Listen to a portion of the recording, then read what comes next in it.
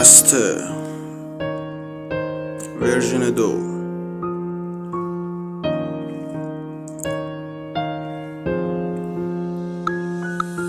جیسون خسته باز برگشت، تازم از خونه در رفت، همه آرزوهاش انگاری پر کرد، شنا کرد تو دریای پر نفت. اوضاع چرا اینقدر داغونه؟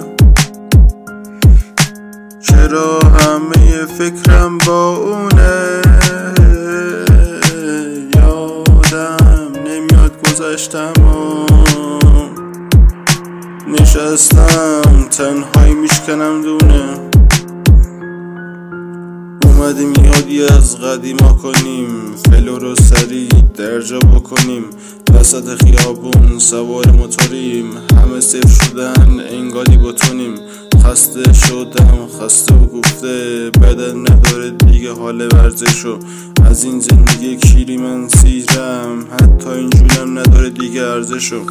خسته از روزهای پر تکرار، جنده پیش ما میکنه اقدام.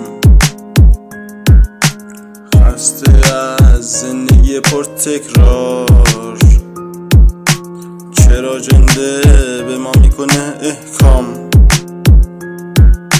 سیر شدم دیگه از این زندگی،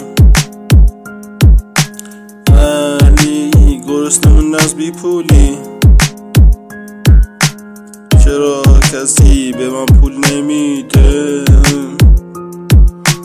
حداقل بکنیم بازی بولینگ. 3 شب توی قبرستون میخوام با مردا حرف بزنم، مثل قبل یه صدای میاد انگار یارو رو دار میزنن. کل این زندگی سر با فقره، میخوام بپرم از بالای دره، کار نمیکنن فقط میگن حله، انگاری زیر کشتی بوده حفره.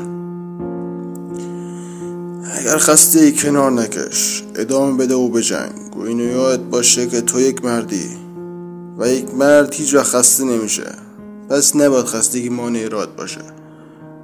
همیشه اینو یاد باشه که باید بری اولین نفر تویی، دست از تلاش نکش، تو قهرمان میشی مرد، به خودت ایمان داشته باش.